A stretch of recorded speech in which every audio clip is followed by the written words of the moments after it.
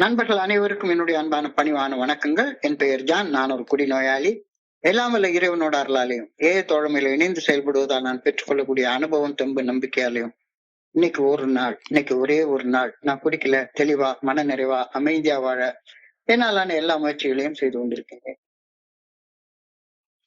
போன வாரம் நாம ஒன்றாவது கோட்பாடுடைய கோர் மெசேஜ் வந்து unity. Emotional recovery depends upon AA unity. ஒரு தனி மனிதன் குணமடைவது அந்த தனி மனிதன் AA தோழமையின் தத்துவங்களோடு ஒன்றுபட்டு இருப்பதை சார்ந்து அமைகின்றது. AA தோழமையின் குழு என்பது AA தோழமையின் தத்துவங்களை சார்ந்து AA தோழமையின் தத்துவங்களோடு ஒன்றுபட்டு செயல்படக்கூடிய நண்பர்களின் குழுமம். ஒரு கூட்டம் கிடையாது அது அப்படின்ற கருத்தை பில்டபிள்யூ ரொம்ப ஆழமாக வலியுறுத்தி சொல்லியிருந்தார். பர்சனல் ரெக்கவரி, தனி மனிதன் குணமடைதல், டிபெண்ட்ஸ் அப்பான் AA யூனிட்டி. அந்த தனி மனிதன் AA தோழமையின் தத்துவங்களோடு சார்ந்து அமைகின்றது. சோ AA குழு என்பது AA தோழமையின் தத்துவங்களை வாழ்க்கையாக வாழ்ந்து ஒற்றுமையாக இருக்கக்கூடிய ஒரு நண்பர்களின் குழுமம் அப்படின்ற கருத்து போன தடவை பார்த்தோம். இன்னைக்கு 2வது கோட்பாடு. போன கோட்பாட்டுல ஒற்றுமை அப்படின்ற கோர் மெசேஜ் இருக்குதுன்னா, இந்த 2வது கோட்பாட்டுல லீடர்ஷிப் தலைமை பண்பு. இந்த 2வது கோட்பாடு மட்டும்தான். இதுக்கு லாங் ஃபார்ம், ஷார்ட் ஃபார்ம் ரெண்டும் ஒரே ஃபார்ம் தான். இதுக்கு லாங் ஃபார்மும் கிடையாது, ஷார்ட் ஃபார்மும் கிடையாது. அதாவது இதோட லாங் ஃபார்மை தான் ஷார்ட் ஃபார்மாவே உபயோகப்படுத்திருக்காங்க. இதை சுருக்கவே இல்லை.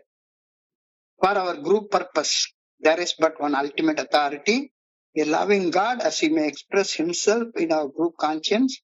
Our leaders are but trusted servants. They do not govern. இதுதான் லாங் ஃபார்ம், இதுதான் ஷார்ட் ஃபார்ம். இந்த ஒரு கோட்பாட்டுக்கு மட்டும் இதுல ஷார்ட் பண்ணவே இல்லை.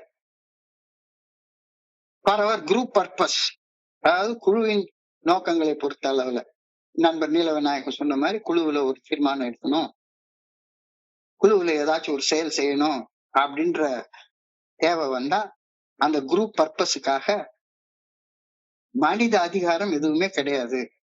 தனது நோக்கங்களை குழுவின் மனசாட்சியின் மூலம் வெளிப்படுத்தும் அன்பான இறைவனிடம் மட்டுமே நமது குழுக்களின் நடவடிக்கைகள் குறித்த இறுதி அதிகாரம் நிலைத்திருக்கும். அல்டிமேட் அத்தாரிட்டி மனுஷன் கிடையாது, இறைவன். அப்போ இறைவன் தன்னுடைய தீர்மானத்தை எப்படி வெளிப்படுத்துகிறார் அப்படின்னா குரூப் கான்சியன்ஸ் மூலமாக வெளிப்படுத்துகிறார். குரூப் கான்சியன்ஸ், குழுவின் மனசாட்சி. குழுவின் மனசாட்சி அப்படின்றப்ப அது என்ன அப்படின்னு சொல்லி கேட்டா, ஒரு குழுவுல 10 பேர் இருக்காங்கன்னு வைங்களேன். ஒரு 10 பேர் இருக்காங்க. அந்த 10 பேர்ல 9 பேர் ஒரு வகையாக செயல்படலாம் அப்படின்னு தீர்மானிக்கிறாங்க. ஒரே ஒருத்தர் மட்டும் இல்ல, இது சரி வராது அப்படின்னு அவரு தன்னுடைய பங்கு நியாயத்தை எடுத்து வைக்கிறாரு. அப்ப 9 பேர் மெஜாரிட்டி, அதனால இந்த தீர்மானத்தை நிறைவேற்றுறோம் அப்படின்றது ஜனநாயகம். ஜனநாயக முறைப்படிதான் நம்ம நடக்கணும். இப்பவும் நம்ம இதுல போனா கோரம் இருக்கு, மெஜாரிட்டி இருக்கு அப்படின்னு டிசைட் பண்ணிட்டு போயிட்டே இருக்கிறோம். ஆனா குரூப் கான்சியன்ஸ் அப்படின்னா என்ன சொல்லுது அப்படின்னு சொல்லி பில்டபிள்யூடைய வார்த்தைகள்ல பார்த்தா, இந்த 9 பேர் சேர்ந்து அந்த ஒருத்தர் கன்வின்ஸ் பண்ணணும். ஆனா இல்லைன்னா அந்த ஒருத்தர் 9 பேரை கன்வின்ஸ் பண்ணணும். ஆக மொத்தம் 10 பேர் சேர்ந்துதான் தீர்மானம் பண்ணணும். 10 பேர் ஒன்னா சேர்ற வரைக்கும் அந்த தீர்மானத்தை நிறைவேற்றக்கூடாது அப்படின்ற கருத்து சொல்றாங்க. சோ குரூப் கான்சியன்ஸ் என்பது 10 பேருடைய மனசாட்சியும் ஒருமித்து ஒரு தீர்மானத்தை எடுக்கணும். இது நடக்கிற காரியமாப்பா அப்படின்ற ஒரு கேள்வி எழுகிறது. அதை பத்தி எல்லாம் 12 பில்டபிள்யூ விலாவரியா எழுதுறாரு.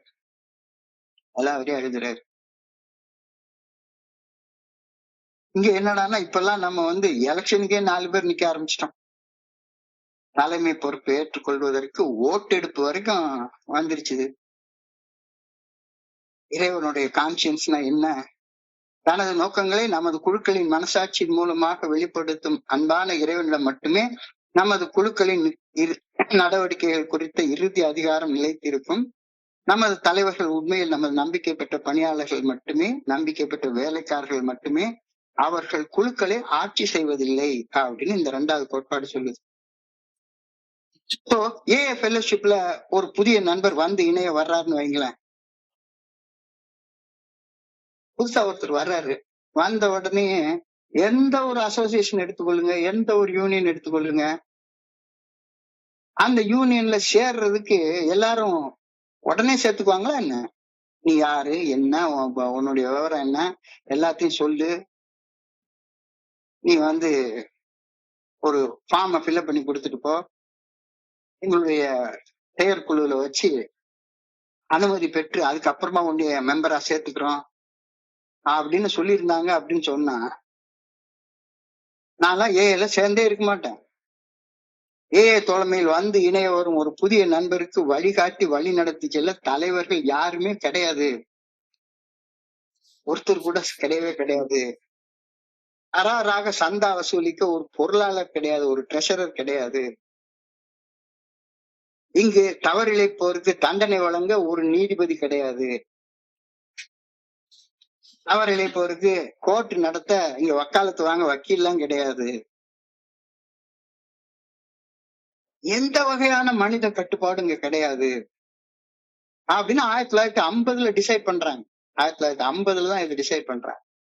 1940 கைட்லைன்ஸ் ஃபார் ஃபியூச்சர் அப்படின்னு பில்டபிள்யூ எழுதின ஒரு 1950 தான் பிரகடனப்படுத்தப்படுகிறது. மனித கட்டுப்பாடு ஏஏவுக்கு சுத்தமா கிடையாது. மனித கட்டுப்பாடு மருந்து கூட கிடையாது அப்படின்னு டிசைட் பண்றாங்க. அது எப்படி? மனித கட்டுப்பாடு இல்லாம ஒரு இயக்கம் எப்படி நடக்க முடியும்? மனித கட்டுப்பாடு இல்லாம எப்படி நடக்க முடியும்? இப்ப நீல விநாயகம் நிறைய விஷயங்கள் சொன்னாரு. அதை டிசைட் பண்றது, இதை டிசைட் பண்றது, கடைசியில டிசைட் பண்றதுக்கு ஒரு அத்தாரிட்டி இருக்கணும்ல. பின்னால வர்றதெல்லாம் பார்ப்போம். Inter group, GSO, WSO are not part of the fellowship of Alcoholics Anonymous அப்படின்னு சொல்றாங்க. அதெல்லாம் ஆர்கனைசேஷன் அவுட் சைட். அமைப்பு ரீதியாக செயல்படக்கூடாது. ஆனா சில வேலைகளுக்காக செய்யறதுக்காக, அமைப்பு ரீதியாக செய்யப்பட வேண்டிய வேலைகளுக்காக சில அமைப்புகளை நம்ம உருவாக்கி வச்சுக்கலாம். எங்க ஏஏக்கு வெளியே. அப்ப எந்த வகையான அதிகாரத்தையும் ஒரு இன்டர் குரூப் வந்து ஒரு குரூப் மேல செலுத்த முடியாது. எந்த வகையான அதிகாரத்தையும் ஒரு ஜிஎஸ்ஓ இன்டர் குரூப் மேல செலுத்த முடியாது. எந்த வகையான அதிகாரத்தையும் ஒரு டபிள்யூஎஸ்ஓ ஜிஎஸ்ஓ மேல செலுத்த முடியாது. எல்லா அதிகாரமும் கடைசியில ultimately it rests with the higher power, a loving God. அந்த loving God he expresses himself in our group conscience. அந்த அன்பான இறைவன் தன்னுடைய தீர்மானங்களை குழுவின் மனசாட்சியின் மூலமாக நம்மளுக்கு வெளிப்படுத்துகிறார். So for our group purpose, அழகா அந்த முதல் வார்த்தையிலே சொல்லிட்டாங்க. There is for our group purpose, there is one ultimate authority, a loving God, as he may express himself in our group conscience.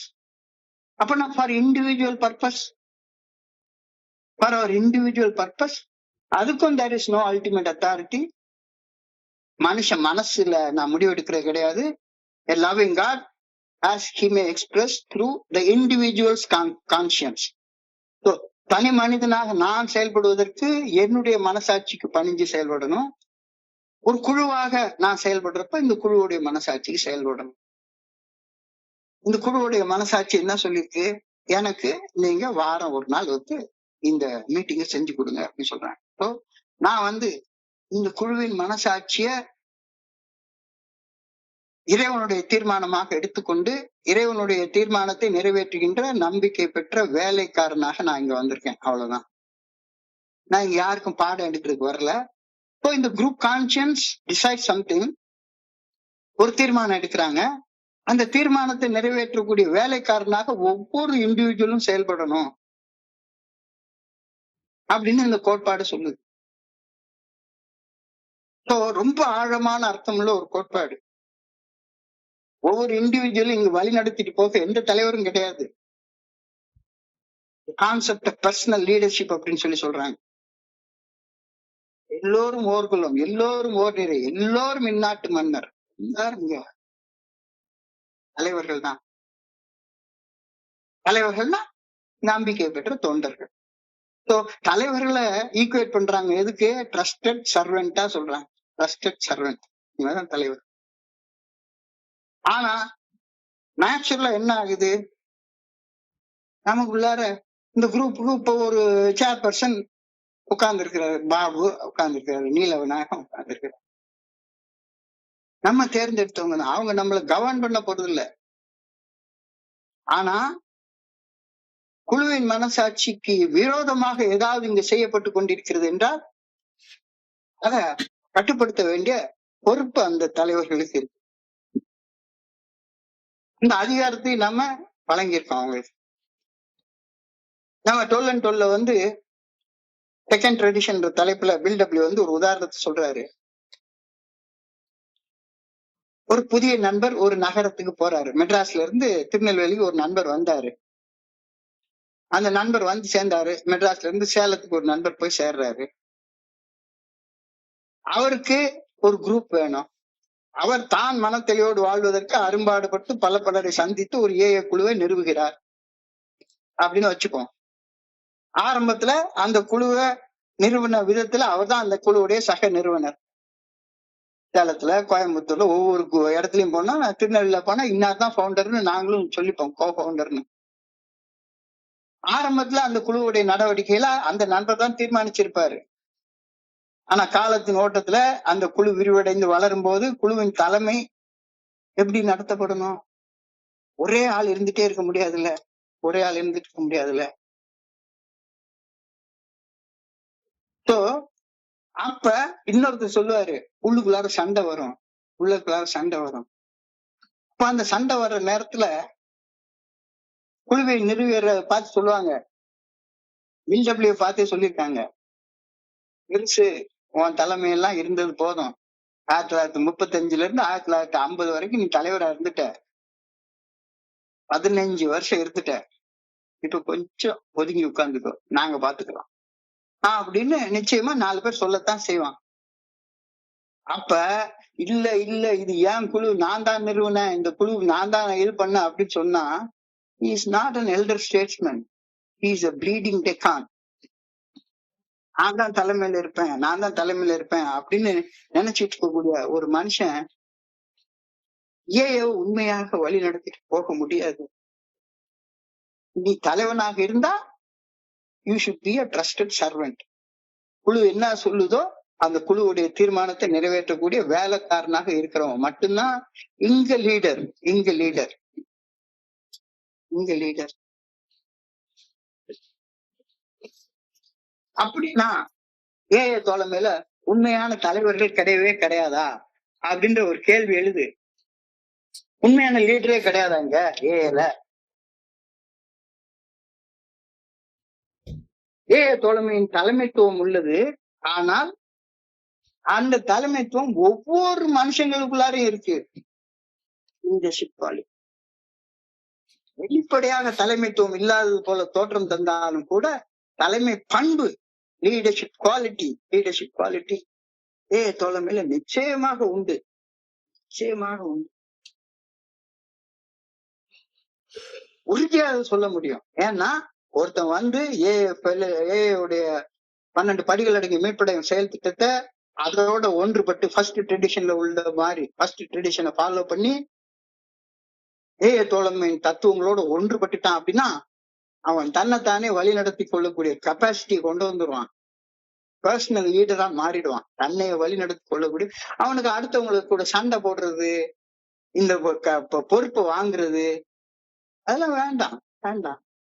எனக்கு நீங்க சரி, நீங்க 70 வயசான ஒரு ஆளா இருக்கீங்க, எனக்கு இந்த ட்ரெடிஷனை பத்தி படிச்சு சொல்லுங்கன்னா சொல்றேன். இல்ல நான் தான் சொல்லுவேன், நீ தான் கேட்டாகணும் அப்படின்னா நான் இந்த ஏஐல வந்து என்னத்தை கத்திட்டு இருந்திருக்கேன்? ஏஐ தோழமையில நிச்சயமாக தலைமை பண்பு உண்டு என்று உறுதிப்பட நம்மால சொல்ல முடியும். இப்ப பில்டபிள்யூ அவர்களுக்கு பதவி பறிக்கப்பட்டு விட்டது. 1950 ட்ரெடிஷன்ஸ் அவங்க பண்ண உடனே ஏஏ ஃபவுண்டேஷன் அப்படின்ற பேரையே மாத்திட்டு வேர்ல்டு சர்வீஸ் ஆர்கனைசேஷன் ஒண்ண மாத்தி அதுக்கு சேர்மன், செக்ரட்டரி எல்லாத்தையும் உருவாக்கிட்டாங்க. பதவி பறிக்கப்பட்ட சோகம், கவலை கண்டிப்பாக ஒரு மனுஷனுக்கு இருக்குதானே செய்யும். 15 வருஷம் கட்டி காப்பாத்தினையா. இப்ப என்னடான்னா ரொம்ப சாதாரணமா என்கிட்ட இருந்து பறிச்சுட்டு போயிட்டாங்களே அப்படின்னு ஒரு சோகமும் கவலையும் கண்டிப்பாக வரும். பிக் புக் எழுதியிருக்கிறாரு, தொழில் எழுதியிருக்கிறாரு, எவ்வளவோ பாடுபட்டு இருக்கிறாரு. சோகமும் கவலையும் இருக்கும். ஆனா கொஞ்ச நாள் அந்த சோகமும் கவலையும் அடங்கிய பின்னர் மெல்லிதாக ஒரு மாற்றம் அந்த பில்டபிள்யூ மாதிரி ஒரு எல்டர் ஸ்டேட்ஸ்மென்ஸ் வரும். அப்ப அந்த மாற்றம் வர்ற நேரத்துல ஒருத்தன் போய் நான் இன்னொரு இன்டர் குரூப் ஆரம்பிக்க போறேன்ற தீர்மானத்தை போட்டேன் அப்படின்னு சொன்னான்னா அவனைத்தான் ப்ளீடிங் டெக்கான் அப்படின்றாங்க. எனக்கு பதவி வந்தே தீரணும், இன்னும் தோத்து போயிட்டேன், நான் சும்மா விட மாட்டேன், நான் இன்னொரு ஜிஎஸ்ஓ ஆரம்பிச்சாச்சும் பதவியை தக்க வச்சுப்பேன் அப்படின்னு சொல்றவனு எல்டர் ப்ளீடிங் டெக்கான் அப்படின்னு சொல்ற. ஸோ பக்குவப்பட்ட மூத்த நண்பனாக இருந்தா he will become an elder statesman. குழுவின் ஒற்றுமை முக்கியம், தோழமையோட ஒற்றுமை முக்கியம் அப்படின்னு நினைப்பாங்க. இல்லாட்டி போனா எனக்கு பதவிதான் முக்கியம் அப்படின்னு ரெண்டா உடைச்சிட்டு வெளியே போவான். உண்மையிலே ஏல நான் வந்து சேர்ந்த அந்த ஆரம்ப காலத்துல உள்ள இந்த பைத்தியக்காரத்தனமான நடவடிக்கையில நானே அந்த பைத்தியக்காரத்தனமான நடவடிக்கைகளுக்கு சில விதங்கள்ல காரணமாக இருந்தது எனக்கு நல்லா ஞாபகம். தமிழ்நாடு முழுக்க ஒரு இன்டர்வியூ போதுமானது, பல குழுக்கள் வரட்டும், குழுக்களே அவேர்னஸ் ப்ரோக்ராம் நடத்தலாம், என்ன வேணா நடத்தலாம், அது குழுவுடைய தீர்மானம். இன்டர் குரூப் என்னத்துக்கு? ஒரு இன்டர் குரூப் இருந்து மெட்ராஸ்ல இருந்து புக்கு வாங்கி கொடுக்கணும், மெடலை வாங்கி கொடுக்கணும், அதுக்கு ஒரு இன்டர் குரூப் பத்தாத, அந்த இன்டர் குரூப்ல எல்லாருமே மெடலை வாங்கிக்க வேண்டியதானே. அப்ப ஏன் இப்படி உடையுது அப்படின்னு சொல்லி பார்த்தா பதவி பறிக்கப்பட்ட சோகத்திலையும் கவலையிலையும் மூத்த நண்பர்கள் ரெண்டா பிரிஞ்சு நிக்கிறாங்க. ஏய மொழியில சொன்னா அவை பக்குவப்பட்ட மூத்த நண்பர்கள் அல்லது தன்னாலன்று எவராலும் குழுவை நடத்த முடியாது என்ற ஆணவத்தோடு சிந்திக்கும் நண்பர்கள், ப்ளீடிங் டெக்கான்ஸ். தன்னாலன்று எவனாலையும் குழுவை நடத்த முடியாது, நான் தான் அப்படின்னு நினைக்கக்கூடிய நண்பர்கள். இல்லாட்டி போனா எல்டர் ஸ்டேட்ஸ்மேன், பக்குவப்பட்ட மூத்த நண்பர்கள். மூத்த நண்பர்கள் குழுவின் மனசாட்சி உள்ள ஞானத்தை தெளிவாக உணர்ந்து கொள்வார்கள். இந்த ப்ளீடிங் டெக்கான்ஸ் தன்னால் அன்றி குழு நடக்காது அப்படின்றவனுக்கு மனசாட்சியால் மண்ணாங்கட்டியாச்சு. அவன் இண்டிவிஜுவல் வாழ்க்கையிலேயே தன்னுடைய மனசாட்சிக்கு பணிஞ்சு நடக்க மாட்டான். அவன் இப்படி குழுவின் மனசாட்சிக்கு பணிஞ்சு நடப்பான். தனக்குன்னு ஓட்டு போடுறதுக்கு 4 பேரை சேர்த்துட்டு உட்கார்ந்துருப்பான். ஜாதி மதம் இனம் அடிப்படையில தனக்குன்னு ஒரு ஆளை சேர்த்துட்டு உட்கார்ந்துருப்பான். ஸோ மூத்த நண்பர்கள் குழுவின் மனசாட்சியில் உள்ள ஞானத்தை தெளிவாக உணர்ந்து கொள்வார்கள். அந்த மனசாட்சி தனக்கு அந்தஸ்தை தோழமையை குறைத்து விட்டதாக ஒரு நாளும் கருத மாட்டார்கள். எனக்கு இந்த இது வேண்டாம், நீங்க சொல்லிக் கொடுக்குறது தப்பு அப்படின்னு இந்த குழுவின் மனசாட்சி தீர்மானிச்சு, இல்ல சார் இந்த வார்த்தையோட நிறுத்திப்போம், நீங்க தேவையில்லாம சில கருத்துக்கள் எல்லாம் சொல்றீங்க, இது சரியில்லை அப்படின்னு இந்த குழுவின் மனசாட்சி தீர்மானிச்சுதானா வெல்டன், ஒன்னும் பிரச்சனை இல்லை, நிறுத்திக்கிறேன்.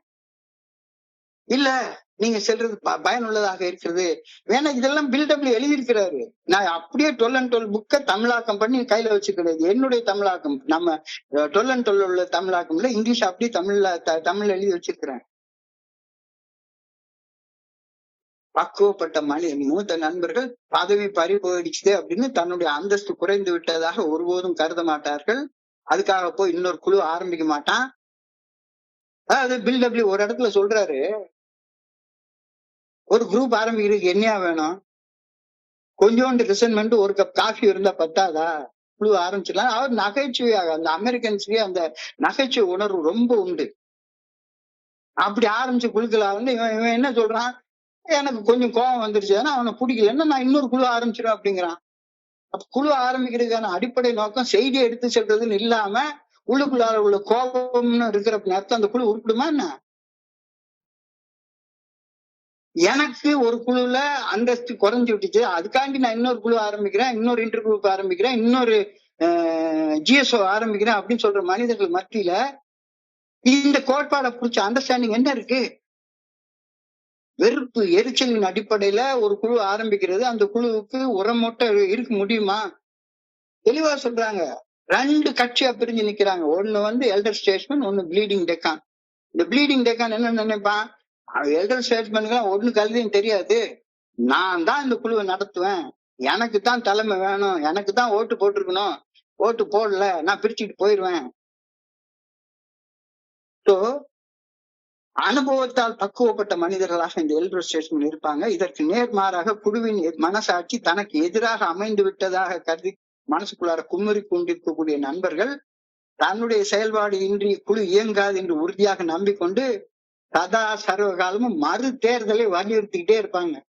மறு தேர்தலை வலியுறுத்திக்கிட்டே இருப்பாங்க. செல்ஃப் பிட்டில உள்ள வளர்ந்துகிட்டே இருப்பாங்க. தோழமையின் தத்துவங்கள் மேல கொண்டிருக்கக்கூடிய ஆர்வம் முற்றிலுமாக குறைஞ்சு போயிடும். எப்போ பார்த்தாலும் சரிதான், இவன் ஒழுங்கா குழு நடத்த தெரியல, இவன் ஸ்டெப்பை பேசுறான், இவன் ட்ரெடிஷனை பேசுறான், இவன் எல்லாம் வேலைக்கு ஆக மாட்டான் அப்படின்னு சொல்லி தோழமையின் வழிமுறைகள், கோட்பாடுகள், கொள்கைகள் மேல உள்ள ஆர்வம் முற்றிலுமாக கைவிடப்பட்டு அவங்க குடிப்பாங்க அல்லது குடிக்காமலேயே குடிச்சவன் மாதிரியே நடந்துட்டு இருப்பான். இது பில்டபிள் எழுதுற வார்த்தை. ஒண்ணு திருப்பி குடிக்க போயிடுவாங்க, இல்லாட்டி போனா குடிக்காமலே குடிச்சவன் மாதிரியே இருக்கிறவனே இருக்கிறவன் எல்லாத்தையும் ரெண்டா உடச்சிக்கிட்டே உட்கார்ந்துருப்பான் குழுக்குள்ளார நடுவுல வந்து உட்கார்ந்து. சில தருணங்களில் இத்தகையோர் உதிக்கும் வசை சொற்களால் குழு ஒரு குப்பை தொட்டி போல காட்சி தரக்கூடும். ஒரு டஸ்ட்பின் மாதிரி மாறிடும். அப்படியே இன்டர்வியூ நான் பால்ஃபர் ரோட்ல பாத்துருக்கேன். என்னடா அது குப்பை தொட்டி மாதிரி ஆகி போச்ச, நெஞ்ச தட்டிட்டு ஒருத்தரு வாழு வாழு வாழு வாழுன்னு கத்திட்டு, சரி நம்ம பால்ஃபர் ரோட்லதான் இப்படி கத்துறாங்களே அப்படின்னு சொல்லி பார்த்தா, அங்க பயஸ் காலேஜ் பாம்பேல ஜெனரல் சர்வீஸ் கான்பரன்ஸ்ல இருக்கிறப்ப அங்கேயும் இதே மாதிரி ஒருத்தர் நெஞ்ச தட்டிக்கிட்டு. சில தருணங்களில் இத்தகையோர் உதிர்க்கும் வசை சொற்களால் குழு ஒரு குப்பை தொட்டி போல காட்சி தரக்கூடும். தோழமையின் மூத்த நண்பர்கள் அனைவரும் ஏதோ ஒரு அளவு இந்த நிலையை கடந்து வந்தவர்களா இருப்பாங்க. நிச்சயமா எவ்வளவு திட்டு வாங்கியிருப்போம், எவ்வளவு கெட்ட வார்த்தை வாங்கியிருப்போம் இந்த 29 வருஷங்கள்ல. ஆனா இதுல ஒரு விஷயம் பாக்குறதுல ரொம்ப முக்கியமானது, எவன் குழுவை உடைச்சிட்டு வெளியே போய் இன்னொரு குழு ஆரம்பிச்சானோ கடைசியில அவனே குழுக்குள்ளார கண்டிப்பாக ஏதாவது ஒரு சூழ்நிலையில வந்து சேருவான். வந்து சேர்றது மட்டும் இல்ல, he will acquire a permanent leadership quality, நிலையான தலைமைத்துவத்தை அவர்கள் அடைவார்கள். இதுக்கப்புறமா அமைதியா இருப்பான். எல்லாத்துக்கும் குடிக்கிறதுக்கு ஒரு காலம் உண்டு இல்ல, அடிமட்டத்தை தொடர வரைக்கும் குடிச்சுக்கிட்டே இருப்பான்ல, அதே மாதிரி அடிமட்டத்தை தொடர வரைக்கும் கெட்ட வார்த்தை பேசிக்கிட்டே இருப்பான், அடுத்தவன் திட்டிக்கிட்டே இருப்பான். அத்தகையோட அமைதியான கருத்து, அதாவது எல்டர் ஸ்டேட்ஸ்மேனாக மாறி இருக்கக்கூடிய குழுவுடைய உறுப்பினர்களுடைய அமைதியான கருத்து, உறுதியான அறிவு, மனசாட்சிக்கு பணிவு ஆகியன குழுவின் எத்தகைய ஆழமான பிரச்சனைகளையும் எளிதில் தீர்த்து வைத்துவிடும். மிக எளிமையாக தீர்த்து வைத்துவிடும். ரொம்ப அழகா சொல்லிட்டாங்க, மிக எளிமையாக தீர்த்து வைத்துவிடும். ஒரு குழு ஆழமான பிரச்சனைகளோடு சோர்ந்து போய் இருக்கும்போது அக்குழு உற்சாகமான செயல்பாட்டை பெற யார போய் பார்ப்பாங்க? அனுபவத்தால பக்குவப்பட்ட அந்த மூத்த நண்பர்களை தான் போய் பார்ப்பாங்க. சண்டை போட்டுட்டு இருக்கிற நண்பர் அவன் என்ன சொல்லுவான், 2 குழுவா சண்டை போட்டுட்டு இருக்கிறப்ப 3 குழுவா மாத்திக்கிடுவான். மனசாட்சியின் குரல், எண்ணிக்கையின் ஓட்டெடுப்பு இல்ல, எண்ணிக்கையில் பெரும்பாலானவர்கள் கருத்தை பிரதிபலித்து பேசுவது குரூப் கான்சியன்ஸ் இல்ல. முன்னுதாரணத்தின் மூலம் வாழ்ந்து வழிகாட்டுபவர்களாக இருப்பார்கள். பக்குவப்பட்ட மூத்த நண்பர்களின் ஆலோசனையுடன் பெறப்படும் குழுவின் மனசாட்சியின் குரல் தொலைநோக்கு பார்வையில் எந்த ஒரு தனியான குரலின் தலைவர்களின் குரலை விட ஞானம் இருந்ததாக இருக்கும். இதுதான் உடைய ஃபண்டமெண்டல் லீடர்ஷிப் அப்படின்னு சொல்லி சொல்றாங்க.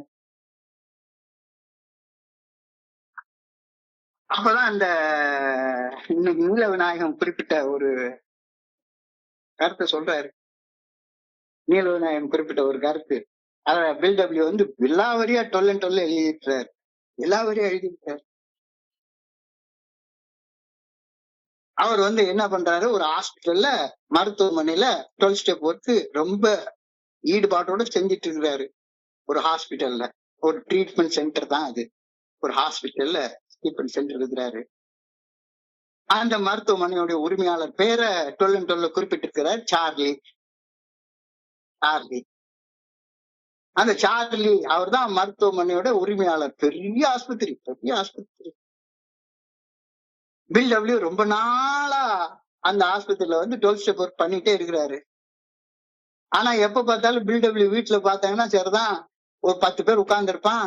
அந்த லூயிஸ் அம்மா எப்படா நமக்கு சாப்பாடு கொடுப்பாங்க அப்படின்னு ஆன்னு பாத்துட்டு இருப்பான். வெளியே போறதுக்கு காசு இருக்காது, ஒண்ணுமே இருக்காது. இவர் என்னடான்னா உட்கார்ந்து எல்லாத்துக்கும் டைபிஸ்டுக்கு கூட காசு இவர் கையில எடுத்து கொடுத்து பொருளாதாரத்துல நொடிஞ்சு போன நிலைமையில வாழ்ந்து கொண்டிருக்கிறாரு. அப்ப அந்த சார்லி சொல்றாரு, பில்டபிள்யூ நீங்கள் பொருளாதாரத்தில் இவ்வளவு நொடிந்து போய் காணப்படுவது மிகுந்த அவமானத்துக்குரிய ஒன்றாக எனக்கு தோணுது. இவ்வளவு பெரிய சர்வீஸ் பண்றீங்க, நீங்க பொருளாதாரத்தில் நொடிஞ்சு போய் இருக்கிறது எப்படி சரியாக இருக்க முடியும்? உங்களை சுத்தி உள்ளவங்களை பாருங்க, எத்தனை பேர் உட்கார்ந்து இதே ஆஸ்பத்திரிக்கு வராங்க, ஷேர் பண்றாங்க, ஆளை கொண்டாந்து சேர்க்கிறாங்க, கமிஷன் வாங்கிட்டு போயிட்டே இருக்கிறாங்க, ஷேர் பண்ணிட்டு ஒரு 500 ரூபாய் 1000 ரூபாய் வாங்கிட்டு போயிட்டே இருக்கிறாங்க.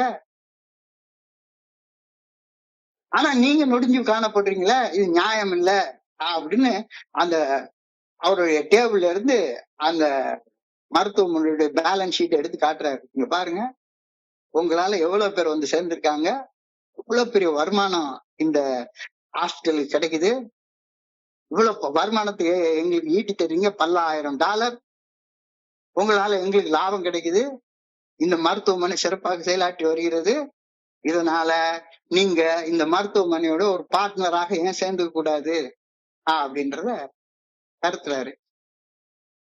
உங்களுக்கு எவ்வளவு பணம் தேவைப்படுதோ அட்வான்ஸா கொடுத்துடுறேன், அட்வான்ஸா கொடுத்துடுறேன். உடனே பில்டபிள்யூக்கு உச்சி குளிர்ந்து போயிருக்கு. குடிநோயாளிகளுக்கு ஆன்மீக ரீதியாக உதவுதல் அப்படின்ற கருத்தை டாக்டர் சில்கோட் சொன்ன போது, அப்போ அந்த கருத்தெல்லாம் இது மனநலமற்ற கருத்தாக எனக்கு தோணுது. குடிநோயாளிகளை ட்ரீட் பண்ணணும்னா பணம் வேணும், பணம் இருந்தாதான் ட்ரீட்மெண்ட் சென்டர் நடத்த முடியும், பணம் இருந்தாதான் ட்ரீட் பண்ண முடியும். அப்ப சில்க் ஒரு கருத்து முக்கியமான கருத்தா சொல்லல. சில்க் ஒருத்து எந்த டாக்டர் ஹாஸ்பிட்டல் வேலை பார்த்தாலும் அந்த ஹாஸ்பிட்டலுடைய ஓனர் சார்லி சொன்ன கருத்து நல்ல கருத்தாக தோன்றியது. என்னைக்காவது ஒரு நாள் இந்த உலகம் இந்த குடிநோயின் தோழமை குழுமம் அமெரிக்காவின் பெரிய மைதானத்தை திரட்டி நினைக்கும் அளவுக்கு பெரிய எம்ஏ சிதம்பரம் ஸ்டேடியம், இன்னைக்கு கிரிக்கெட் மேட்ச் நடந்துட்டு இருக்க அகமதாபாத் ஸ்டேடியத்துல 1,00,000 பேர் உட்கார்ந்து இருக்கக்கூடிய அளவுக்கு ஏஐ வளரும், அன்னைக்கு நான் தான் இந்த இதோடைய பெரிய ஆள் அப்படின்ற எண்ணம் தனக்கு வரும். சாதாரண மனிதனாகிய நீங்கள் ஒரு அசாதாரணமான மனநல சிகிச்சை அளிக்கும் மருத்துவராக மாறி அத்தகைய மனநல சிகிச்சை அளிக்கும் வேறு எவரையும் விட வெற்றிகரமாக தொழில் செய்யலாம் அல்லவா? அதாவது இன்னைக்கு ட்ரீட்மெண்ட் சென்டர் ஆரம்பிக்கிறது மட்டும் இல்ல, அன்னைக்கு பில்டபிள்யூக்கு இந்த ஆசை வார்த்தையை சார்லி சொல்றாரு.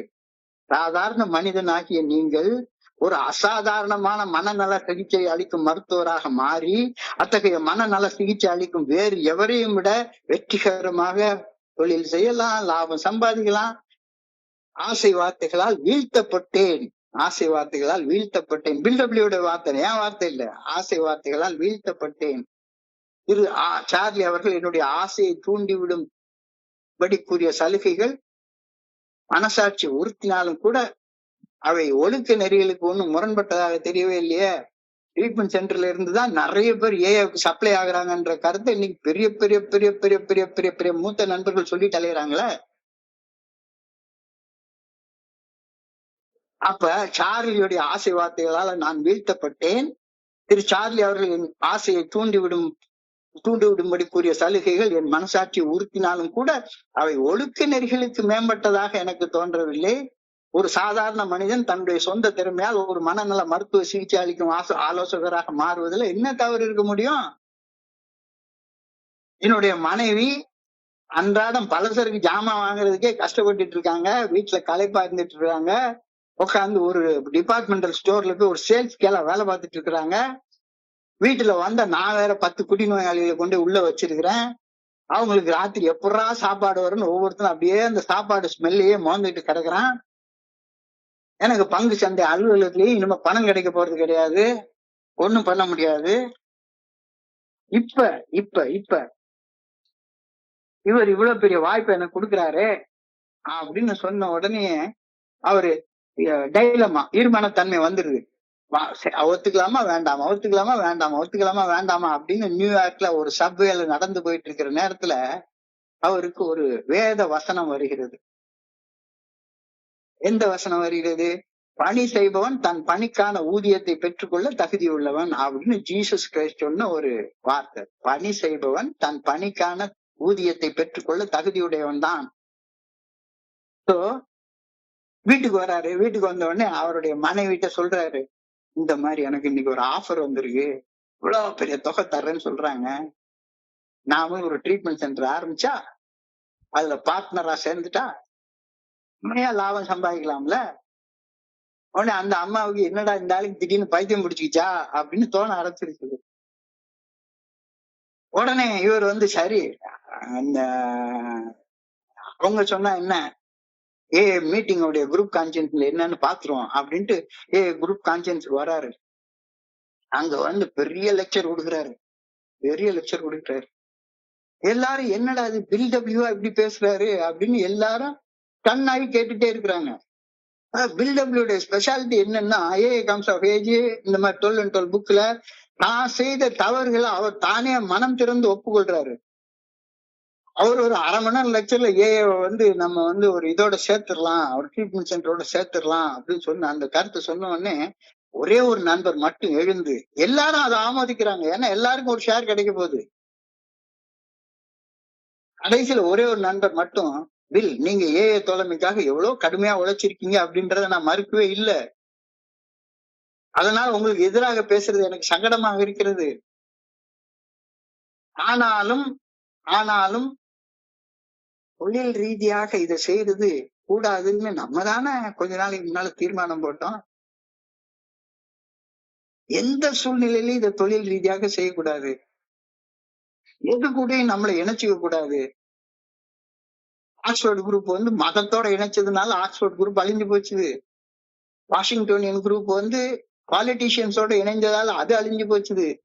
நம்ம எது கூடயும் எந்த ட்ரீட்மெண்ட் சென்டர் கூடயும் சைக்காலஜிஸ்ட் கூட இணையக்கூடாதுன்னு தானே தீர்மானம் பண்ணிருக்கிறோம். யார் கூட நம்ம இணைந்து செயல்படக்கூடாதுன்றது நம்மளுடைய தீர்மானமாக இருக்கிற நேரத்துல நீங்க எப்படி இப்படி சொல்றீங்க அப்படின்னு சொல்லி அவர் கேட்கிறாரு. அப்போதான் பில்டபிள்யூக்கு அந்த வார்த்தையை அந்த புதிய நண்பர் சொல்றாரு, better is the enemy of the best, better is the enemy of the best. நல்லது என்பது மிக உன்னதமான ஒன்றிற்கு எதிரி. இது நல்லது, இன்னைக்கு ஒரு நாள் குடிச்சிட்டா நல்லது அப்படின்னு நினைக்கிறது கொஞ்ச நாள் சோபராக இருக்கிறதுக்கு பெரிய எதிரியா மாறி போயிரும். நாம வெறுமன சும்மா இத ஒரு இதாக நிறுவல,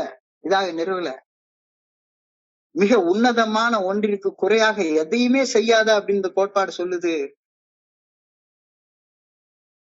அப்படின்னு ஒரு நண்பர் மட்டும் பில்டபிள்யூக்கு எதிர்த்து பேசினாரு. அந்த நண்பருடைய குரல் தான் மனசாட்சியின் குரலாக எதிர்த்தது அப்படின்னு பில்டபிள்யூ எழுதுறாரு.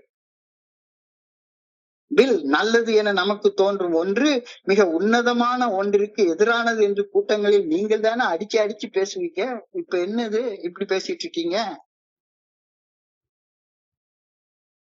இப்ப என்ன இப்படி பேசிட்டு இருக்கீங்க? குழுவின் மனசாட்சி அவ்வாறு பேசியது. குழுவின் மனசாட்சி சரியானது, நான் தான் தவறாக சிந்தித்துள்ளேன், சுரங்க பாதையில் என்னுள் எழுந்த குரல் இறையறற் பேராற்றலின் குரல் அல்ல, இந்த குழுவில் நண்பர்கள் இணைந்து ஒருமித்த குரலில் பேசியதே இறையறற் பேராற்றலின் குரல், நான் அதனை கேட்டேன், அதற்கு பணிந்து செயல்பட தீர்மானித்தேன், இறையறற் பேராற்றலுக்கு நன்றி கூறுகின்றேன். அப்படியே 12 and 12 உள்ள பில்டபிள்யூடைய வார்த்தைகள். So spoke the group conscience. The group was right and I was wrong. The voice on the subway was not the voice of God. Here was the true voice welling up out of my friends. I listened and God I obeyed. அவ்வளவு பெரிய வார்த்தை. இந்த tradition எப்படி develop ஆனது அப்படின்றதுக்கு அழகா எழுதுறாரு. Obey your conscience. குழுவுடைய காரியங்களாக இருந்தா குழுவுடைய மனசாட்சி, தனி மனிதனுடைய காரியங்களாக இருந்தா தனி மனித மனசாட்சி.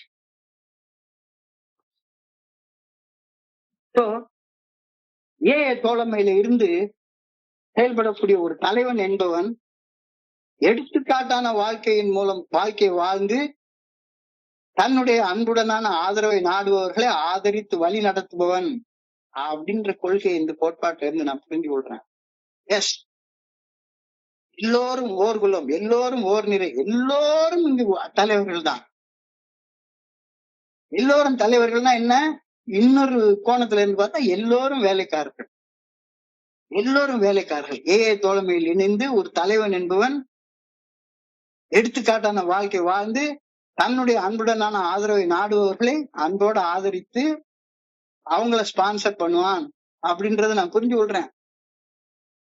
fellowship firmly believes in the principles of personal leadership. யாரையும் லீட் பண்ணி வழி நடத்திட்டு போறது தோழமை நம்பவே இல்லை. யாரையும் வழிகாட்டி கொண்டு போறது நம்பவே இல்லை. இருட்டினை நீக்கும் குருவினை கொள்ளார், இருட்டினை நீக்கா குருவினை கொள்வார், குருடும் குருடும் குருட்டாட்டமாடி குருடும் குருடும் குழி விழுந்தாரு. திருமூலருடைய வார்த்தை. திருமூலருடைய வார்த்தைய பில்டபிள்யூ பிரதிபலிக்கிறாரு. குருட்டாட்டம் ஆடுறதுக்காக நான் வரல. குருடும் குருடும் குருட்டாட்டம் ஆடி குருடும் குருடும் குழி விழுந்தாரு. நான் உனக்கு வழிகாட்டுறேன் வா. ₹1 வழிகாட்ட முடியாது. fellowship firmly believes in the principles of personal leadership. தனி மனிதன் தன்னில் தலைமை பண்புகளை வளர்த்து வாழ்வதை தோழமை மிகவும் வலியுறுத்தி கூறுகின்றது அப்படின்றத சந்தேகத்துக்கு இடம் இல்லாம நான் புரிஞ்சு கொள்றேன். எஸ், இந்த செகண்ட் ட்ரெடிஷன் ஒவ்வொரு தனி மனிதனும் தலைவனாக மாறணும், தன்னைத்தானே வழி நடத்தி கொள்ளக்கூடிய தலைவனாக மாறணும். fellowship firmly believes in the principles of personal leadership. தனி மனிதன் தன்னில் தலைமை பண்புகளை வளர்த்து கொண்டு தன்னைத்தானே வழி நடத்தி அவன் வாழணும் அப்படின்ற பிரின்சிபல்ஸ் ஆஃப் பர்சனல் லீடர்ஷிப்பை சொல்லுதே ஒழிஞ்சு இங்க குரு கிருஷ்ணன் அந்த கான்செப்ட் எல்லாம் இங்க இல்லவே இல்லை. ஸ்பான்சர் ஸ்பான்சி கான்செப்ட் தான். ஸ்பான்சர்னா ஆதரிக்கிறவர், ஸ்பான்சி என்பதற்கு ஆதரிக்கப்படுபவர்னு கூட அர்த்தம் கிடையாது. ஏன்னா டிக்ஷனரி எடுத்து பாருங்க, ஸ்பான்சர்ன்ற வேர்டு இருக்கும், ஸ்பான்சிங்கிற வேர்டு கிடையவே கிடையாது. எந்த டிக்ஷனரியில வேணாலும் எடுத்து பாருங்க, கூகுள்ல வேணா டிரான்ஸ்லேட் பண்ணி பாருங்க. ஸ்பான்சர் அப்படின்ற வேர்டு இருக்குமே ஒழிஞ்சு ஸ்பான்சி அப்படின்ற வேர்டு இருக்காது. தலைமை பண்பு உள்ளவர்கள் மட்டும்தான், தலைமை பண்புகள் உள்ளவர்கள் மட்டும்தான். தலைமை பண்பு முதலில் மேனேஜ்மெண்ட், மேனேஜர், மேலாளர், மேலாண்மை பண்பு என்பது தலைமை பண்பை பின்தொடர்ந்து வரணும். மேலாண்மை பண்பு தொடர்ந்து தலைமை பண்பு ஒரு நாளும் பின்தொடர்ந்து வரவே வராது. Leadership is the first creation, management is the second creation. Leadership always comes first. தலைமை பண்பு தான் முதல்ல வரணும், தலைமை பண்பு தான் முதல்ல வரணும். Management is the bottom line of focus. அது கடைசியில வர்றது.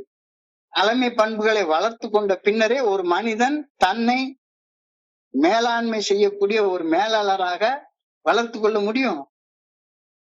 தலைமை பண்பு இல்லாத மேலாளர்களால பிரயோஜனமே கிடையாது. இங்க எல்லாமே ஊர்ல எல்லாம் பிரச்சனையே என்னன்னா தலைமை பண்பு இல்லாத மேலாளர்களை தான் நம்ம அரசியல் ஃபுல்லா பாக்குறோம். அதனாலதான் குண்டை போட்டு அடிச்சுக்கிட்டே உட்கார்ந்து இருக்காங்க. தானே தலைவன் சொல்லிக்கிறான், ஒவ்வொருத்தரும் ஒரு கொள்கை வச்சுக்கிறான். So management is the bottom line of focus. தலைமை பண்பை வளர்த்து கொண்ட பின்னரே ஒரு மனிதன் தன்னில் மேலாண்மை பண்புகளை வளர்த்து கொள்ள வேண்டும், மேனேஜரியல் குவாலிட்டிஸ.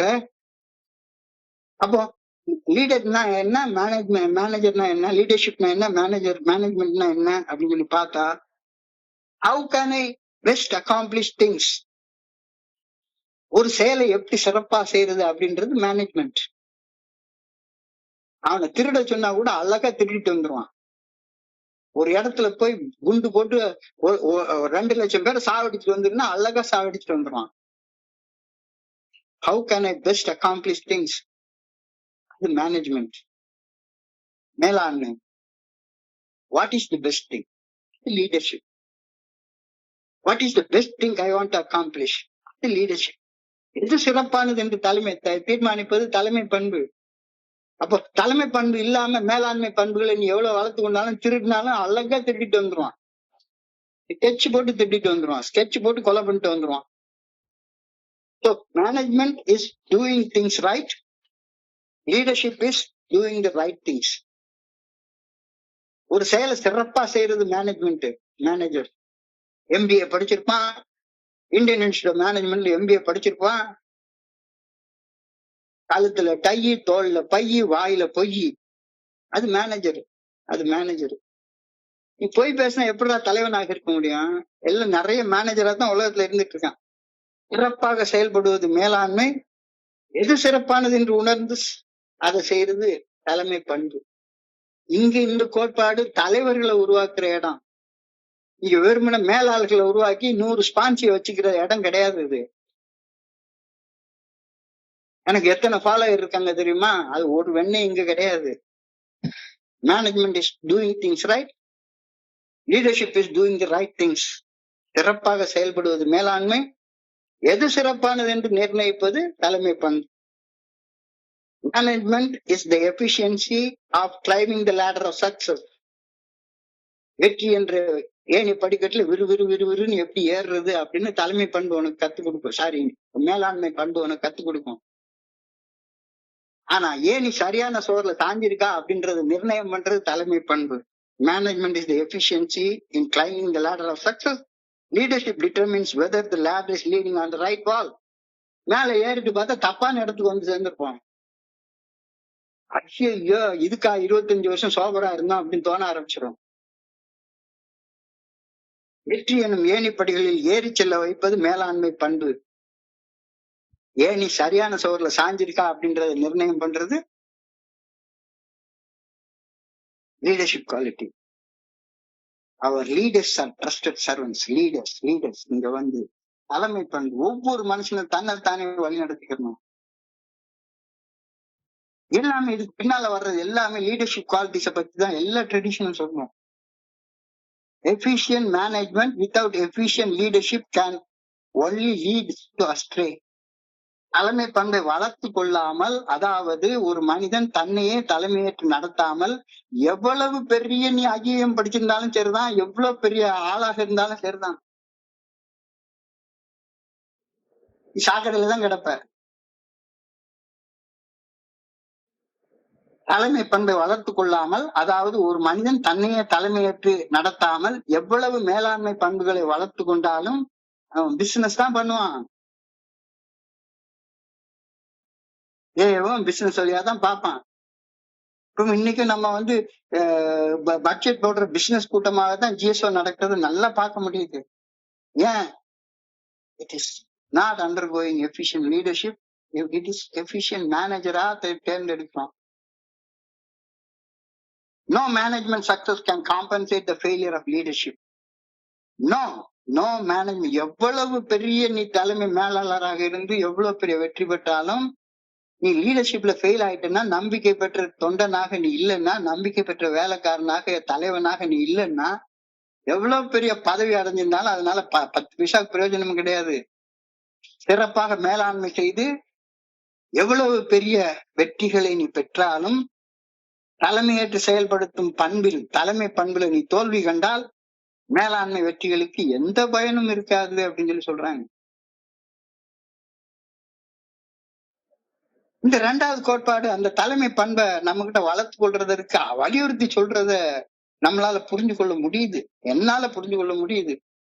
இதைத்தான் எம்பசைஸ் பண்ணணும் அப்படின்னு நினைக்கிறேன். AA tells that our leaders are trusted servants. They do not govern. Our leaders are trusted servants. They do not govern. AA தோழமையின் தலைவர்கள், AA தோழமையின் நம்பிக்கை பெற்ற தொண்டர்கள், நம்பிக்கை பெற்ற வேலைக்காரர்கள், நம்பிக்கை பெற்ற பணியாளர்கள். அவர்கள் ஆட்சி செய்வதில்லை, அதிகாரம் செலுத்துவதில்லை. This sets the leadership principles very, very clear. Very, very clear. அதுதான் இன்னைக்கு ஆரம்பத்துல டொல் எழுதியிருக்காரு. AA தலைமையில என்னை மேலாண்மை செய்யக்கூடிய மேலாளர்கள் கிடையாது, கராரா வசூலிக்க பொருளாளர்கள் கிடையாது, செக்ரட்டரி கிடையாது, வாழ்ந்து வழிகாட்டும் தலைவர்களை மட்டுமே இங்க AA தலைமையில பாக்குறோம். I need to lead by example. I need to follow the example of my old people who has followed the path.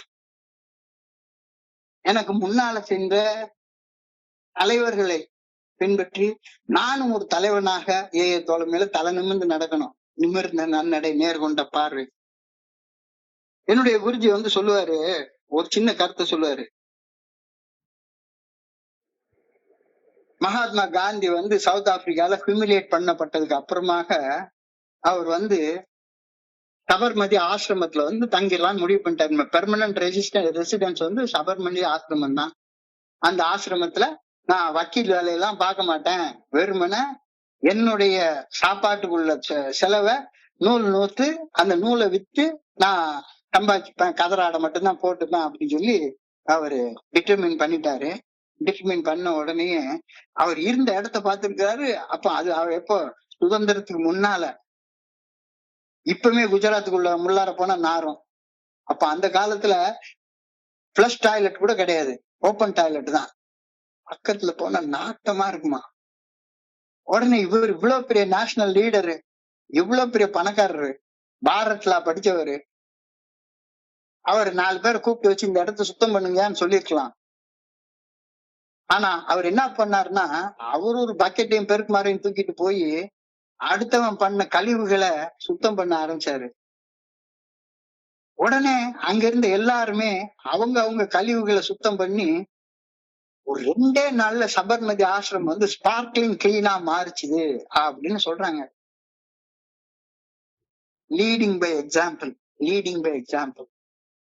நமது பொது தொடர்பு கொள்கை எடுத்துக்காட்டு மூலம் இருக்க வேண்டுமே தவிர அடுத்தவங்களை வேலை வாங்குறதால இல்ல, அடுத்தவங்களை வேலை வாங்குறதால இல்ல. என்னால முடிஞ்சதை நான் செய்யணும், என்னால முடிஞ்சதை நான் செய்யணும். இந்த இப்போ கிறிஸ்டியன் ரிலிஜன்ல தவக்காலம், லென்ட் சீசன் ஒண்ணு இருக்காங்க. இந்த லென்ட் சீசனுடைய முடிவுல பார்த்தோம்னா Christ was declared as the king. அதாவது இந்த பாம் சண்டேன்னு ஒண்ணு பண்ணுவாங்க. அப்போ அந்த ஜெருசலேம் வீதியில அவரை பெரிய ராஜாவா ஊர்வலம் பண்றாங்க.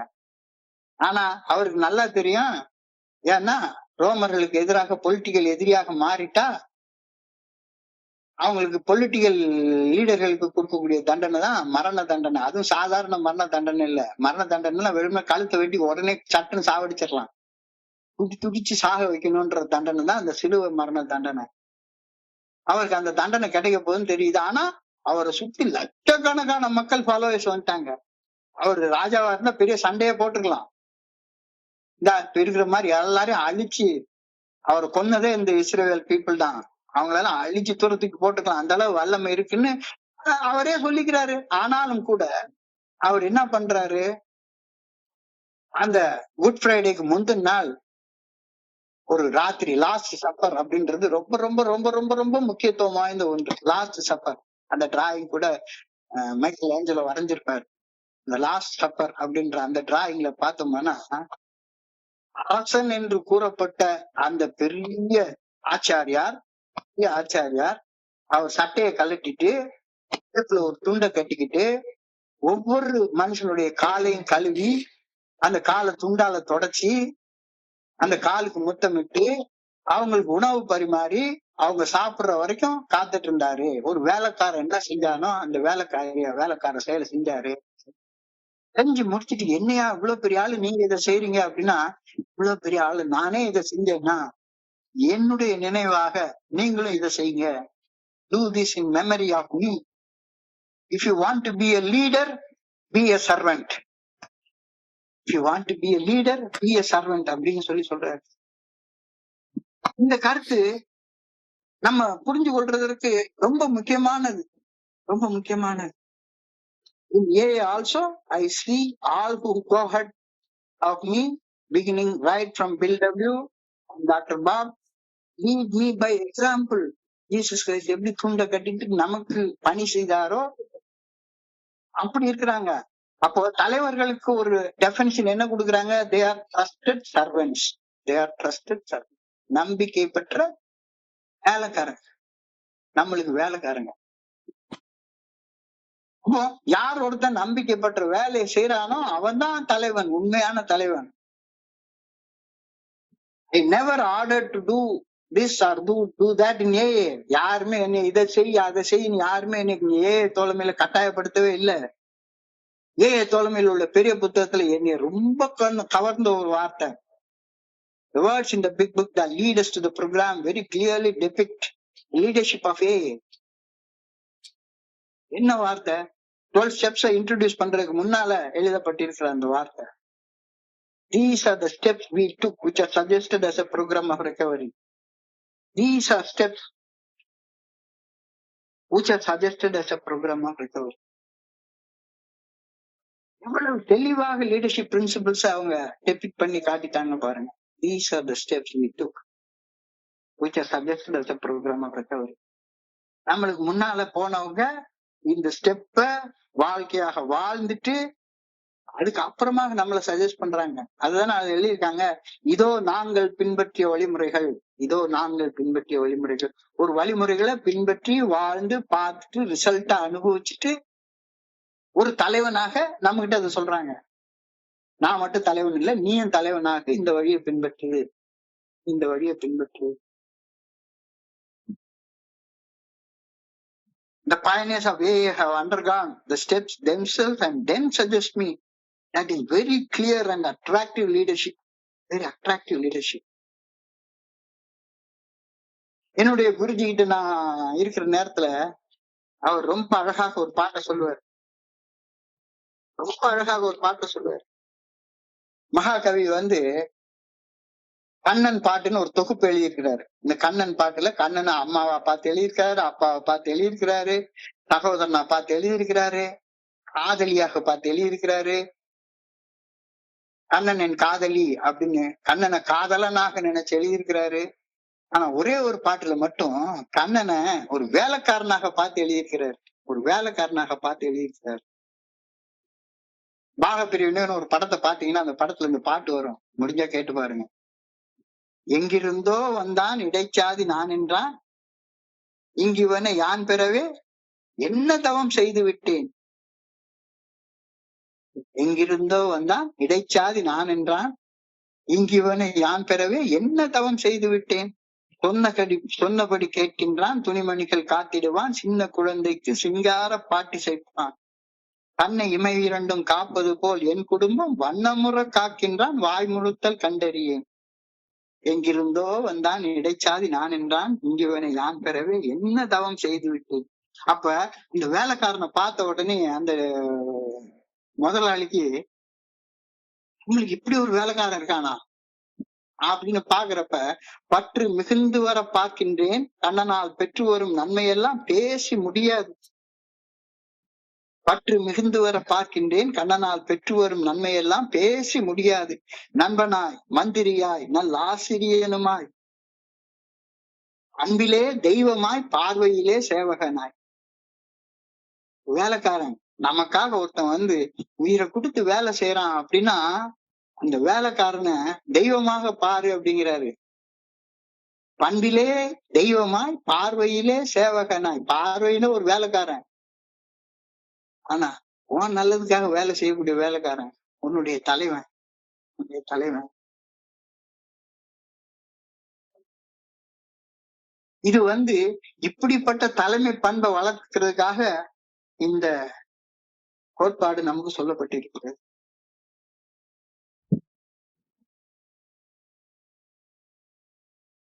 உண்மையிலேயே இந்த கோட்பாடு it is all about leadership. It is all about leadership. தலைமை பண்பு, தலைமை பண்பு. ஏழை யாருக்குமே கூட குறைச்ச ஒண்ணுமே கிடையாது. சொப்ரைட்டில கூட அதனாலதான் இன்னைக்கு ஒரு நாள் குடிக்கல. நான் என்னுடைய சோபர் டேட்டை சொன்னா கூட நான் இத்தனை நாள் குடிக்காம இருக்கேன் அப்படின்ற ஒரு எண்ணம் எனக்குள்ளார ஒரு கர்வம் வந்துடும். இன்னைக்கு ஒரு நாள், ஒரே ஒரு நாள், இன்னைக்கு ஒரே ஒரு நாள் நான் குடிக்கல, அவ்வளவுதான். அதுக்கு மேல கிடையவே கிடையாது, அதுக்கு மேல கிடையவே கிடையாது. எந்த கர்வமும் கிடையாது. இதற்காக படைக்கப்பட்டிருக்கிறேன். To be a leader, to be a leader, and to be a leader you have to be a trusted servant. Have to be a trusted servant. அழகா வேதத்துல ஒரு வார்த்தை சொல்லப்பட்டிருக்கிறது, those who exalt themselves will be humbled, those who humble themselves will be exalted. தன்னைத்தானே தாழ்த்துகிறவன் உயர்த்தப்படுவான், தலைவனாக உயர்த்தப்படுவான். தன்னைத்தானே தலைவனாக உயர்த்தி கொள்பவன், லட்சம் பேரை கொல்றவன், என்னைக்கா ஒரு நாளைக்கு கடைசியில ஊரா அடிச்சு சிதறடிக்கப்படுவான். ஊரா ஒரு இடம் இல்லாம சிதறடிக்கப்படுவான். மேலாண்மை பண்பு. அந்த மேலாண்மை பண்பு என்ன செய்யும்? சரி தவறெல்லாம் பார்க்காது, எதை சிறப்பா செய்யறதுன்னு பார்க்கும். திருட்டு தந்த கூட சிறப்பா செஞ்சிருவாங்க, சிறப்பா செஞ்சிருவாங்க. படிக்கிறது உனக்கு சிறப்பா திருடுறதுக்கோ சிறப்பா கொலை பண்றதுக்காக அவனுக்கு ஆண்டவன் அறிவு கொடுத்திருக்கிறான். ஆனா இந்த கோட்பாடு ரொம்ப அழகாக எனக்கு இந்த வழியை சொல்லித் தருது. ரொம்ப இந்த வழியை சொல்லித் தருது. For our group purpose, there is one ultimate authority, a loving God, as he may express himself in our group conscience.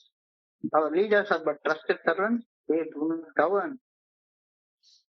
நமது நோக்கங்களை நமது குழுக்களின் மனசாட்சியின் மூலமாக வெளிப்படுத்தும் அன்பான இறைவனிடம் மட்டுமே நமது குழுக்களின் நடவடிக்கைகள் குறித்த எளிய அதிகாரம் நிலைத்திருக்கும்.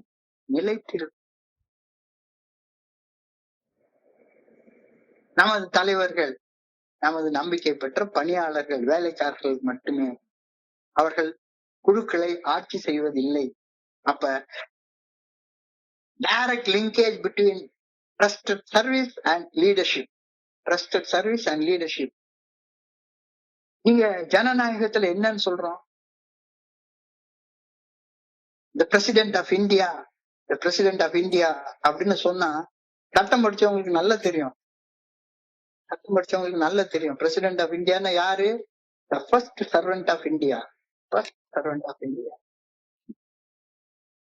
அவரு நம்மளுடைய தலைவர். ஆனா நம்மளுக்காக பணி செய்யறதுக்காக, நம்மளுக்காக வேலை செய்யறதுக்காக மேல ஏற்றி வச்சிருக்கோம். ஆனா இங்க என்னடான்னா, உங்களுக்கு பணி செய்வதற்கு எனக்கு ஒரு வாய்ப்பை கொடுங்கள் அப்படின்னு ஒருத்தன் வந்து, நான் கொஞ்ச நாள் கழிச்சு வீட்டுக்கு வீடா வந்து எல்லாரும் ஓட்டு கேட்க போறாங்க. உங்களுக்கு பணி செய்வதற்கு எங்களுக்கு ஒரு வாய்ப்பை கொடுங்கள். மோசம் பிடிக்கிற நாய் மூஞ்சி பார்த்தா தெரியாதா அப்படின்ற மாதிரி இவன் பணி செய்யறதுக்கான நம்மகிட்ட கேட்கறான். லட்சமா காசு கொடுத்து கேட்கறான். அது எந்த காட்சிக்காரனா இருந்தா. சோ பணி செய்பவர்கள் அவர்கள் நம்முடைய தலைவர்கள். இந்த கருத்து வந்து ஃபெலோஷிப்ல இருக்கு. இத புரிஞ்சுக்கிட்டா நான் லீடர் ஆவேன், இதை புரிஞ்சுக்கலன்னா நான் ஒரு பெரிய மேனேஜர் ஆவேன். மேனேஜர் வந்து பலன்னு பிராண்டட் ஷர்ட், பிராண்டட் ஷூ போட்டுட்டு பலன்னு வருவான். அவன் எதுக்கு? கொள்ளடிக்கிறதுக்கு தான் வருவான். படத்தை வச்சுக்கிட்டு, உடைய இதை வச்சுக்கிட்டு, அதாவது அந்த பில்டபிள்யூ வந்து அந்த ஆசை வார்த்தை காட்டினவரு. பாரு, எவ்வளவு பெரிய வேலை செய்யற, எவ்வளவு பெரிய சர்வீஸ் பண்ற, நீ இப்படி பிச்சைக்கார மாதிரி இருக்கலாமா? இந்தா வச்சுக்கோ, உனக்கு அன்பளிப்பை நான் தர்றேன். அடுத்தவன் தாலி வித்த காசு எல்லாம் உனக்கு வந்து சேரும். குடிகாரம் பொண்டாட்டி தாலி விட்டு கொடுக்குற காசுல உனக்கு ஒரு பங்கு தந்துடுறேன், வச்சுக்கோ, சர்வீஸ் பண்ணு. அது பேர் சர்வீஸ் ஆயா? அந்த சர்வீஸ்னால தோழமைக்கு நிறைய பேர் வந்து சேருது, கூட்டம் சேருதுன்னு வேற ஒரு கூட்டம் சொல்லிட்டாலே இது இல்ல. இந்த கோட்பாடு எல்லாத்தையும் உடைக்குது. இந்த கோட்பாடு இல்ல, வர்ற கோட்பாடுகள் எல்லாமே, அதாவது இது வந்து ரெவல்யூஷனரின்னு தான் சொல்லணும். For our group purpose, there is but one ultimate authority. வேற யாருமே கிடையாது. எல்லோரும் ஓர் நிறை. இதுல படிச்சவன், படிக்காதவன், தெரிஞ்சவன், தெரியாதவன், வழிமுறை செய்யறவன், செய்யாதவன், எதுவுமே கிடையாது. எல்லாரும் ஓர்களும். நீ வந்து உன்னை நீ லீடரா மாத்திக்கிட்டேன்னா உனக்குள்ளார உள்ள கஷ்டத்தை நீ குறைச்சுப்ப. இல்ல எவனாச்சும் ஒருத்தன் லீட் பண்ணுவான் அப்படின்னு சொன்னா, நிறைய நண்பர்கள் தான் சொல்லுவாங்க, எனக்கு ஒண்ணுமே தெரியல சார், எனக்கு நீங்க வழி காட்டுங்க அப்படின்னு. எவன் ஒருத்தன் இன்னொருத்தனுக்கு வழி காட்டணும்னு நினைக்கிறானோ அவனை குழியில கொண்டாந்து தள்ள போறான்னு அர்த்தம். அவன் ஒருத்தன் இல்லப்பா நீ தலைவனா மாறு, உன்னை நீங்க வழி நடத்திக்கோ அப்படின்னு அவனை என்கரேஜ் பண்றானோ அவனை மேல ஏத்தி விடுவான். இல்ல வழி காட்டுறன்ற மாதிரி காலையில எந்திரிச்ச உடனே கேக்குறான், நான் கோல்கேட்ல பிரஷ் பண்ணுவேன், க்ளோஸ் அப்ல பிரஷ் பண்ணுவேன், எதுல வேணாலும் பிரஷ் பண்ணி தொலை, இன்னும் வழிகாட்டுதல் வேண்டி இருக்கு, நான் இந்த வேலையை செய்வா அந்த வேலையை செய்வா, நான் என்ன செஞ்சேன் அப்படின்றத சொல்லு, நாங்க எப்படி இருந்தோம், என்ன நடந்தது, எங்களுக்கு என்ன நடந்தது, நாங்க எப்படி இருக்கிறோம். அப்போ நான் ஒரு செயல் அடிமையாக என்ன நானே வழி நடத்தி கொள்ற திறமை இல்லாத ஒரு மனுஷனாக நடந்தேன். இந்த 7 தொலைமை பரிந்துரைக்கக்கூடிய 12 படிகள் அடங்கிய மீட்படையும் செயல் திட்டத்தை என்னுடைய வாழ்க்கையாக வாழ்ந்தேன். இப்ப என்ன நானே பர்சனலா வழி நடத்தி கொண்டு ஒரு லீடராக நான் என்னுடைய வாழ்க்கைக்கு தலைமை தாங்குற நான் இருக்கேன். அழகா ஒரு பாட்டு நான் என்னுடைய சின்ன பேத்திக்கு வந்து சொல்லுவா, அவளுக்கு என்ன வேணா நடக்கட்டும், நான் சந்தோஷமா இருப்பேன், உசுருக்கு வேற என்ன வேணும், உல்லாசமா இருப்பேன். உசுறு இருக்கு, அதை விட என்னையா வேணும், நல்ல சந்தோஷமா இரு.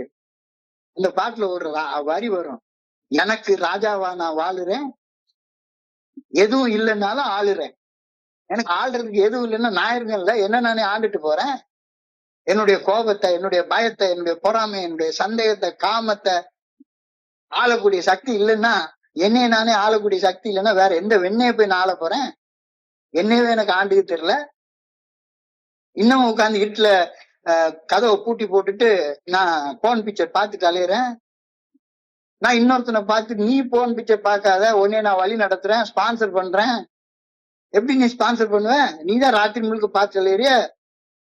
நீயே இன்னும் 10,000 கொடுத்து இன்னொருத்தர் பொண்டாட்டி போய் படுத்து புரிஞ்சுட்டு வர்றீ, நீ எப்படி இன்னொருத்தனுக்கு வழி நடத்த போற? நீயே தலைவன் இல்ல. எனக்கு ராஜாவா நான் வாழுறேன், எதுவும் இல்லைன்னா நான் ஆளுறேன். ஆள்றதுக்கு நான் இருக்கேன்ல, என்னுடைய உணர்வுகள் இருக்குல்ல, என்னுடைய உணர்வுகளை நான் ஆண்டுட்டு போனேன்னா நான் ராஜா.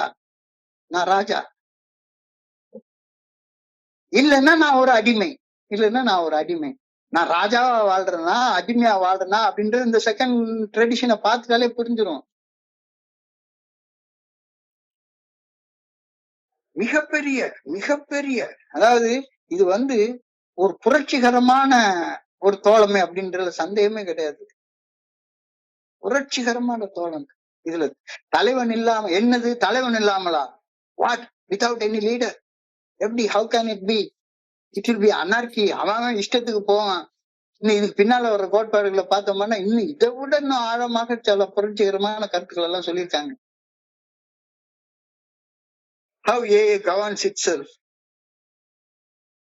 இறைவனுக்கு கீழே நடக்குது, இறைவனுடைய நல்ல ஒழுங்கான வழிகாட்டுதலுக்கு கீழே நடக்குது. இறைவனுடைய நல்ல ஒழுங்கான வழிகாட்டுதல் மனசாட்சியின் மூலமாக வெளிப்படுத்தப்படுகிறது. If it is a group purpose, it is group conscience. If it is for an individual purpose, it is individual conscience. ஆக மொத்த கான்சியன்ஸ். ஞானம் பிரம்ம அப்படின்னு சொல்லி வேதத்துல மகா வாக்கியம், ரிக் வேதத்திலே ஏதோ ஒரு வேதத்துல ஒரு வாக்கியம் இருக்கு. பிரஞானம் பிரம்ம, அகம் பிரம்மாஸ்மி, பிரஞானம் பிரம்ம. பிரம்ம அப்படின்னா என்ன?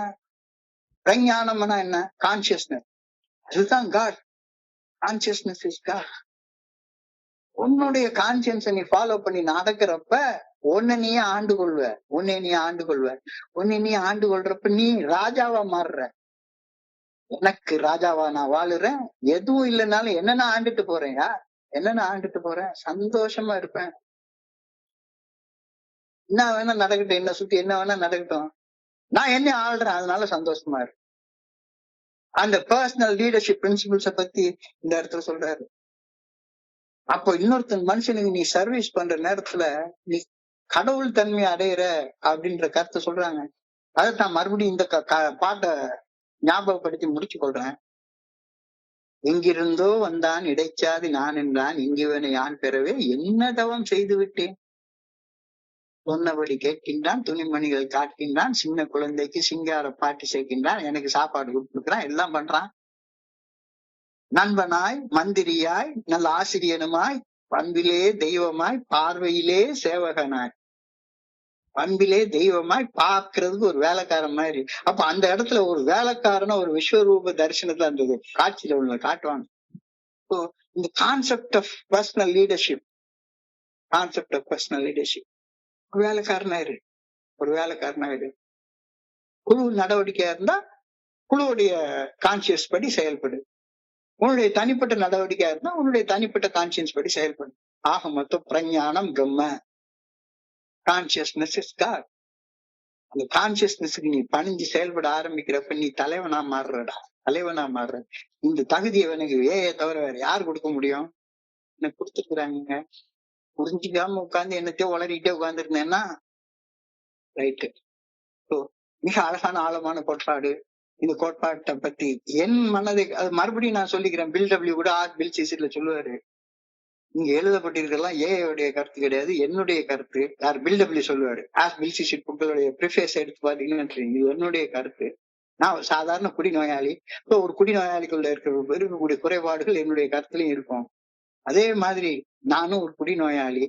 நான் ஏஐ பத்தி எல்லாம் பேசல. ஏஐடைய இன்னும் சொல்ல போனா 12 and 12 இங்கிலீஷ்லயும் இருக்கு, தமிழ்லயும் எனக்கு முன்னால இருக்கு. இந்த ரெண்டையும் படிச்சு என் மனசுல கடந்து சென்ற சிந்தனைகளை உங்க கூட பகிர்ந்து கொண்டேன். ஒரு குடிநோயாளியாக என்னுடைய குறைபாடுகள் என்னுடைய எழுத்துல என்னுடைய பேச்சுல இருந்தா அதை நீங்க உங்களுடைய கமெண்ட்ல சொல்லுங்க. இல்ல நல்லா இருந்தது அப்படின்னு சொன்னா அதை வெளியே போய் சொல்லுங்க. நல்லா இருக்கிறது எங்கேயும் குறைய வெளியவும் சொல்லாதீங்க, வேண்டாம். எனக்கு இந்த பகிர்றதுக்கான வாய்ப்பு கொடுத்து இந்த குழுவிற்கு என்னுடைய மிக பணிவான நன்றிகளை தெரிவிச்சு கொள்றேன். இது வரைக்கும் பொறுமையாக கேட்ட ஒவ்வொரு நண்பருக்கும் என்னுடைய பணிவான நன்றிகள். இந்த இரவு பொழுது நண்பர்களுக்கு இனிமையான இரவாக அமைய இறைவனை பணியோடு வேண்டிக் கொள்கின்றேன். நன்றி நன்றி நன்றி நன்றி நன்றி. வாழ்க வையகம், வாழ்க வளமுடன்.